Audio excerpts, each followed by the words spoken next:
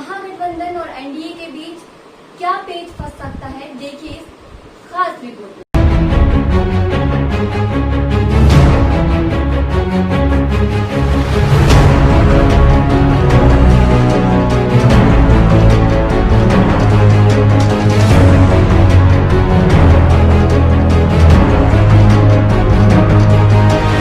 बिहार विधानसभा चुनाव नजदीक आते ही सियासी सरगर्मी तेज हो गई है।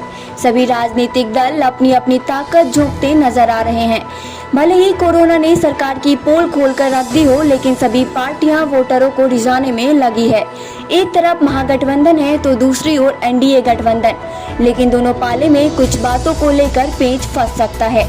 एक तरफ जहां एनडीए में अमित शाह से लेकर बीजेपी अध्यक्ष जेपी नड्डा तक ने साफ कर दिया है कि मुख्यमंत्री नीतीश कुमार की अगुवाई में ही एनडीए चुनाव लड़ेगी, लेकिन सीट शेयरिंग को लेकर अभी तक सहमति नहीं बन सकी है। बीजेपी जेडीयू में लोकसभा चुनाव के फॉर्मूले 50-50 पर विधानसभा सीटों का बंटवारा होगा या फिर 2010 के सीट शेयरिंग फॉर्मूले पर मुहर लगेगी। केंद्रीय गृह मंत्री अमित शाह ने वर्चुअल रैली के जरिए बिहार विधानसभा चुनाव अभियान का बिगुल फूंक दिया है। बिहार महागठबंधन में जहां मुख्यमंत्री पद के चेहरे को लेकर घमासान है, तो वहीं एनडीए में सीटों को लेकर मामले का निपटारा आसान नहीं है। बिहार में एनडीए में जेडीयू, बीजेपी और एलजेपी शामिल है। बीजेपी ने भले ही नीतीश की अगुवाई में चुनावी मैदान में उतरने का ऐलान कर दिया हो, लेकिन सीट शेयरिंग में जेडीयू से कम सीटों पर चुनाव लड़ने के लिए सहमत नहीं होगी। वहीं रामविलास पासवान की एलजेपी ने तो 43 सीटों का दावा पहले ही ठोक रखा है। बिहार में नीतीश कुमार और बीजेपी की दोस्ती साल 1996 के लोकसभा चुनाव में पड़ गई थी। इसके बाद से ही नीतीश कुमार बिहार में बड़े भाई की भूमिका निभाते आ रहे हैं। साल 2010 के विधानसभा चुनाव में बीजेपी और जेडीयू ने मिलकर आखिरी बार चुनाव लड़ा था। साल 2010 के फॉर्मूले के तहत बिहार की कुल 243 सीटों में से बीजेपी ने 102 सीटों पर और जेडीयू ने 141 सीटों पर चुनाव लड़ा। हालांकि साल 2013 में यह गठबंधन टूट गया था और साल 2017 में दोनों फिर से एक साथ आए हैं। हालांकि अब हालात बदल चुके हैं और बीजेपी 2010 की सीट शेयरिंग फॉर्मूले पर सहमत हो यह कहना मुश्किल है।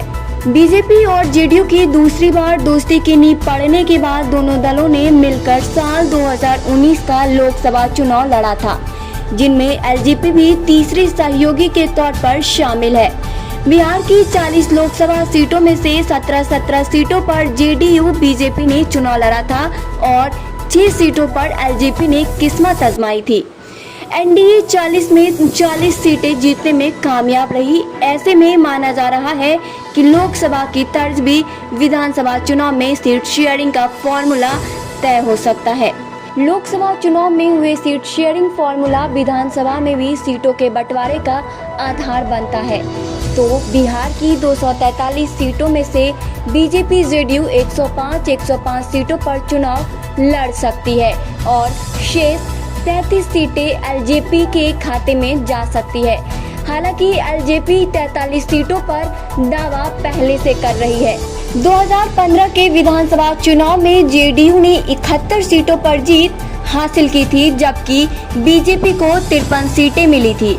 बीजेपी जेडीयू के बीच लोकसभा तर्ज पर सीटों का बंटवारा हुआ था, तो 124 विधानसभा सीटों में से 52 सीटों के उम्मीदवारी में फेरबदल करना होगा, क्योंकि विधानसभा की 24 ऐसी सीटें हैं जहां बीजेपी पहले और जेडीयू दूसरे नंबर पर रही थी। ऐसे ही 28 सीटें ऐसी है जहां जेडीयू पहले नंबर पर थी और वहां बीजेपी दूसरे नंबर पर थी। ऐसे में तय यह करना है कि ऐसी सीटों पर उम्मीदवारों की बदल हो सकती है। वहीं बात अगर महागठबंधन की करें तो जानकारी ये भी मिल रही है कि महागठबंधन के कुछ दल तेजस्वी को अपना नेता मानने और मुख्यमंत्री पद का दावेदार मानने को तैयार नहीं है। ऐसे में महागठबंधन में भी पेच फंस सकता है। वहीं खबर ये भी है कि जीतन राम मांझी एनडीए में शामिल होने की तैयारी में है। ऐसे में महागठबंधन की राहें क्या मुश्किल हो जाएगी?